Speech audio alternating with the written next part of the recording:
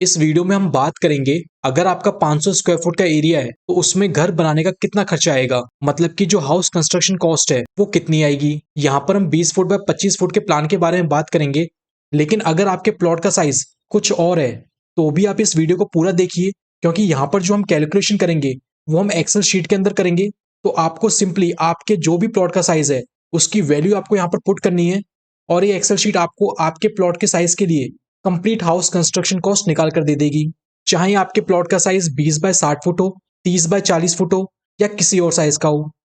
इसके अलावा इस वीडियो के अंदर हम ये भी देखेंगे कि घर बनाने के लिए जो मटेरियल लग रहा है, जैसे कि सीमेंट हो गया, सैंड हो गया, स्टील हो गया, ब्रिक्स हो गई, तो इन सब का जो खर्चा है वो कितना आएगा, और जो लेबर कॉस्ट है वो कितनी आएगी। यहाँ पर हम इलेक्ट्रिकल फिटिंग और प्लम्बिंग कॉस्ट की भी बात करेंगे कि इसका लेबर कितना चार्ज करेगी। तो इन सभी पॉइंट्स को हम इस वीडियो के अंदर देखेंगे। अगर आप इस एक्सेल शीट को डाउनलोड करना चाहते हैं तो इसका जो लिंक है वो आपको डिस्क्रिप्शन में मिलेगा, वहां पर क्लिक करके आप इसे डाउनलोड कर सकते हैं। तो जैसा कि आप यहाँ पर देख रहे हैं, सबसे पहले यहाँ पर एक नोट का पॉइंट आता है, only those values which are marked with red colour have to be changed.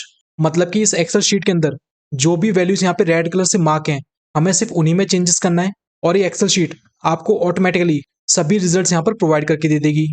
सबसे पहले यहाँ पर अगर हम देखें तो यहाँ पर हमें साइज ऑफ प्लॉट की वैल्यू इनपुट करनी पड़ेगी कि जो प्लॉट की लेंथ है वो यहाँ पर हम 25 फीट कंसिडर कर रहे हैं, और प्लॉट की जो विड्थ है वो यहाँ पर हम 20 फीट कंसिडर कर रहे हैं।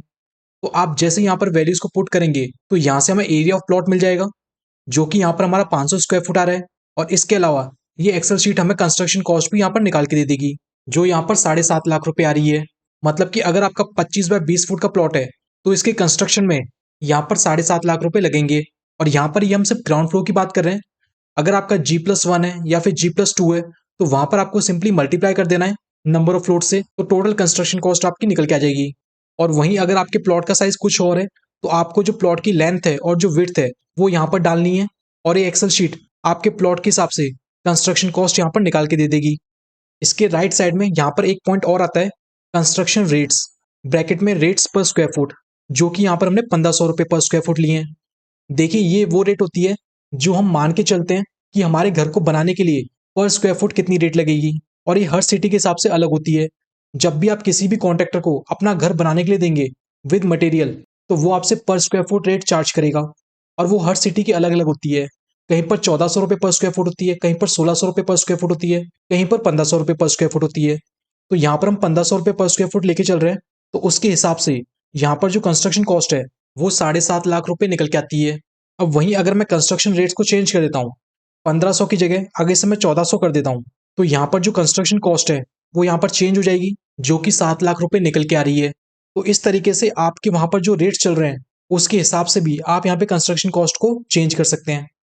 तो ये तो हमने देख लिया कि प्लॉट के साइज के हिसाब से और जो कंस्ट्रक्शन रेट्स हैं उसके हिसाब से कंस्ट्रक्शन कॉस्ट किस तरीके से निकल के आई है। अब यहाँ पर हम देखेंगे कि ये जो कंस्ट्रक्शन कॉस्ट निकल कर आई है, इसके अंदर मटेरियल कॉस्ट हमारी कितनी लग रही है, लेबर कॉस्ट कितनी लग रही है, और जो आर्किटेक्ट या फिर जो इंजीनियर की फीस है वो यहाँ पर कितनी लग रही है। तो देखिए इस कंस्ट्रक्शन कॉस्ट के अंदर, जैसा कि आप यहाँ पर देख रहे हैं, जो मटेरियल कॉस्ट होती है वो कंस्ट्रक्शन कॉस्ट का 75% होता है, लेबर कॉस्ट यहाँ पे 20% होती है, और जो आर्किटेक्ट या फिर जो इंजीनियर फीस है वो हम 5% मानकर चलते हैं। सबसे पहले अगर हम मटेरियल कॉस्ट की बात करें तो कंस्ट्रक्शन कॉस्ट का 75% यहाँ से 5,25,000 रुपये निकल जाती है। मतलब कि इस 7 लाख में से यहाँ पर 5,25,000 रुपये मटेरियल की कॉस्टिंग निकल के आती है। वहीं जो लेबर की जो कॉस्टिंग आएगी वो यहाँ पर 20% आती है। मतलब कि इस 7 लाख के अंदर हमें 1,40,000 लेबर को देना पड़ेगा, और जो आर्किटेक्ट या फिर जो इंजीनियर की फीस है वो हम 5% मान के चल रहे हैं, जो यहाँ पर 35,000 के आसपास रहेगी। और यहाँ पर थोड़ा वेरिएशन भी होता है, जैसे काफी जगह पे जो आर्किटेक्ट या फिर जो इंजीनियर की फीस है वो टोटल कंस्ट्रक्शन कॉस्ट का 2.5% से 5% भी होता है। लेबर कॉस्ट 20% से 25% भी हो जाती है। तो ये वेरी करता है, लेकिन यहाँ से आपको एक आइडिया निकल के आ जाएगा कि हमारा जो पैसा है वो कहाँ कहाँ पर लग रहा है।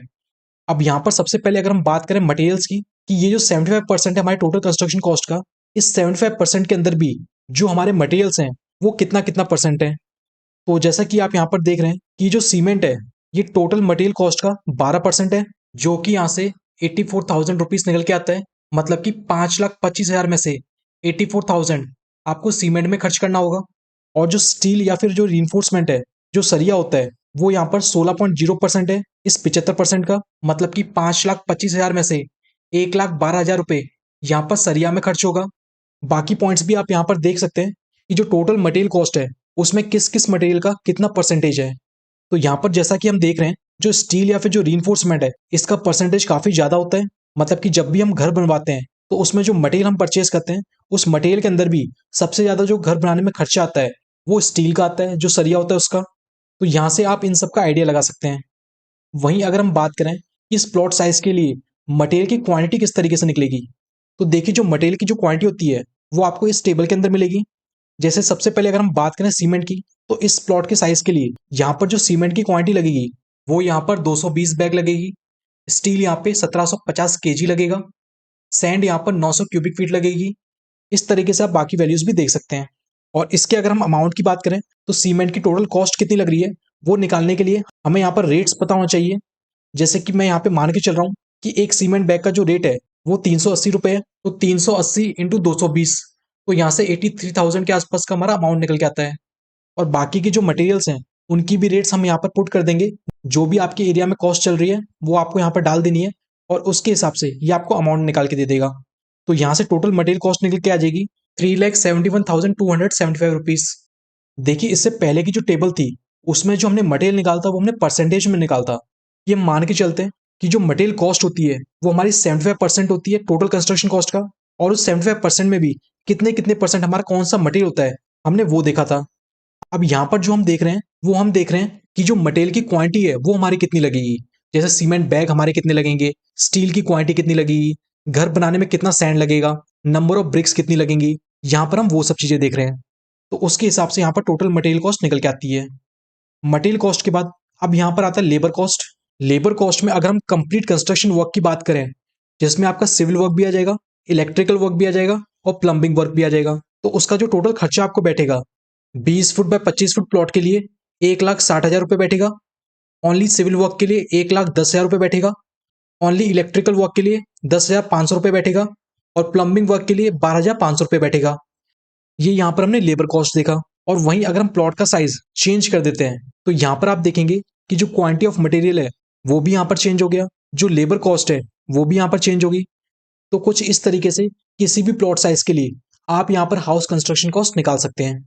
इंजीनियर्स, अगर आप कंस्ट्रक्शन या डिजाइनिंग फील्ड से बिलोंग करते हैं तो इंफ्रा स्किल अब लाया है आपके लिए एक ऐसा प्लेटफॉर्म जहां पर आपको मिलेंगी कंस्ट्रक्शन ई बुक्स और फॉर्मुलेटेड एक्सेल शीट्स, जैसे कि Excel sheets for bar bending schedule calculation, चाहे वो कॉलम का बीबीएस हो, स्लैब का बीबीएस हो या किसी और आरसीसी मेंबर का।